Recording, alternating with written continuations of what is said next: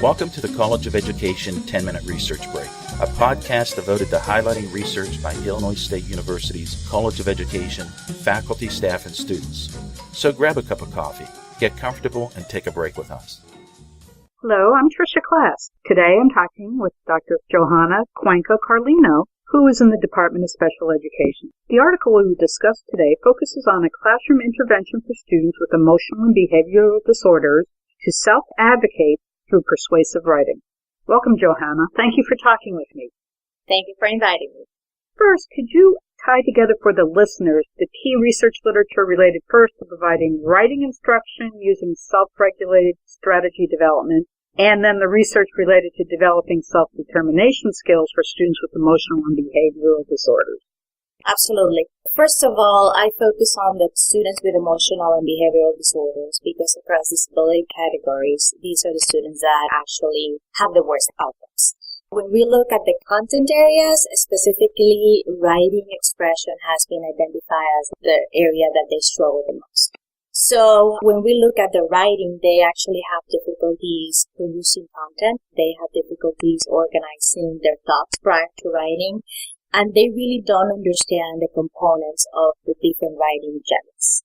Then we have SRSD, which is self-regulated strategy development. It is an evidence-based practice, and it has been around for more than 20 years. Recently, it actually was classified as an evidence-based practice for students with emotional disorders.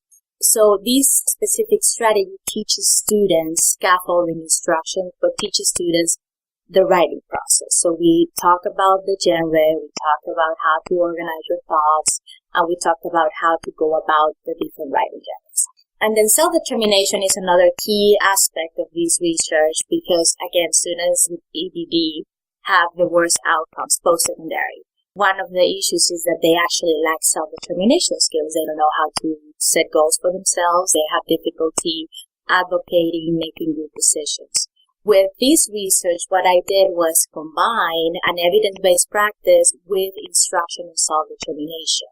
So the teachers could actually target both skills that are of great need for students. So I focus on persuasive writing, and I actually link persuasive writing to self-advocacy skills. In your literature, you talk about 4 different ways that your study expanded or extended previous research. Well, first of all is all previous studies on SRSD with students with EDD have been conducted by the researchers providing the intervention, or graduate students that were trained to go to the schools as outsiders. But I feel that it is extremely important that teachers are the ones who are trained to provide the interventions. And that's exactly what I did. I thought that it was going to be interesting to see if this strategy was going to be feasible for conducting the research in a natural setting with teachers that already had relationship with their students. So that's one way. So I trained the teachers to do that. I conducted a group experimental study. Compared to other studies, they have only looked at single subject design. So I wanted to have another design. And then the combination, of course, of SRSD instruction with writing. And I also looked at different measures. So not only the writing instruction, but also if the students at the end of the intervention increase their knowledge about self-determination, if they saw themselves as better writers. So if they increase the self-advocacy skills. As you just mentioned, a crucial part of your research is providing professional development materials and testing for fidelity of treatment by the classroom teachers themselves. Could you explain what were some crucial steps to help assure that if differences in scores existed, it was due to the intervention? With any study, I think it's very important to control for extraneous variables. So I actually met with all my teachers, and we talked about the importance of research and the difference between research and practice and how important it was to control for variables. So I was very explicit with the training for the experimental teachers. I modeled the lessons. I talked about the materials. I asked them to model back the lessons to me, and they actually collected fidelity of treatment data on me. So they have the experience of what we're going to be doing. I videotape all the lessons for the experimental groups as well. So then with the control teachers, they were implementing the school's writing curriculum. So I actually created Fidelity of treatment sheets for all the lessons that they were implementing. And I also videotape all their lessons. And then I also have independent observers go once in a while and do in vivo. I met periodically with all my teachers and then just making sure that everything was okay. And I think we collected about 200 videos. I actually watched all the videos. So we made sure that first teachers were doing what they were supposed to be doing. They were accurate, and also that they were not deviating from the product. That actually think was crucial for the research. What were your major results? We definitely saw an increase in all the areas with the experimental students. They increased, when we looked at writing, they did increase their writing. The writing became of a better quality, of graded length. We had students at the beginning pre-test writing an average probably of 50 words on an essay when we gave them a prompt, and at the end they increased over 200 words and they started writing essays with 5 to 6 paragraphs. So that was a great increase. Their quality, they did include many more components of the persuasive essay generally. So they include a topic sentence, 3 reasons supported by explanations. They also included counter reasons.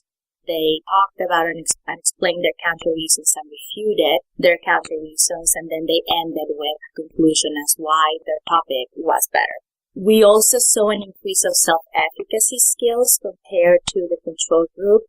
At the end of the instructions, they felt that they were better writers, that the strategy would help them become organized with their thoughts. Some of my students commented that at the beginning they were frustrated because we actually asked them to write, but as they continued, they actually felt that this strategy really helped them think about that. And then we also have some students that later teachers reported that all of a sudden, without any prompting, they were using persuasive writing to ask for things that they needed in school. It was very interesting to see them generalize that skill that we taught them and then use them in other contents exactly for what we taught them without any prompting. And then the self-determination knowledge also increased compared. So across all the measures, they actually outperformed the control students. Yes, it was very consistent. Very consistent. Which was very impressive, considering that someone else was delivering the intervention as well.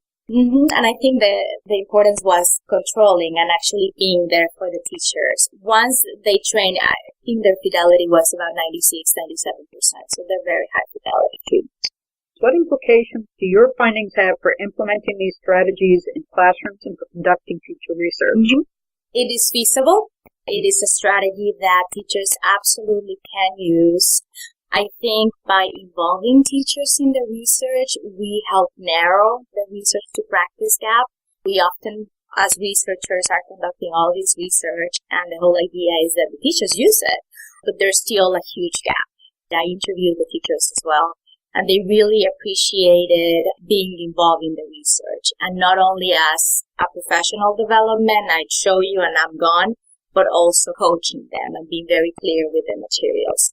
Up to this date, I still have good relationships with the teachers, and they have continued to work with this strategy after they participated in the research.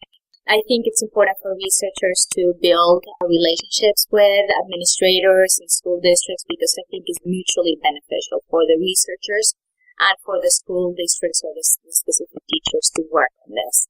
And using writing and combining self-determination, you're targeting 2 skills that are anyway important for the teachers to work with the students.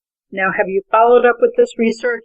I certainly have. Last year, I actually replicated this study here in a non-public middle school, and I trained 3 teachers. We had 9 students, and I changed the design. I did a multiple baseline design with 9 students, and again, severe behavioral disorders. And again, the results were very good. We submitted that publication, so we're waiting. And then we just started another research at high school level. And the difference is that now we're looking at the students' individualized education programs, and they are actually looking at their goals and their objectives, and they're developing the topics. So now we're having some lessons on the importance of participating in your IEP, and then we're going to provide the writing instruction mixed with their topics that they use. That study, we just actually literally just started, and we are also training the teacher and a paraprofessional. So this is going to be a new extension in that way. I really enjoyed reading this. Sure, today's conversation will motivate some of the listeners to read your publication. Thank you so much. Thank you.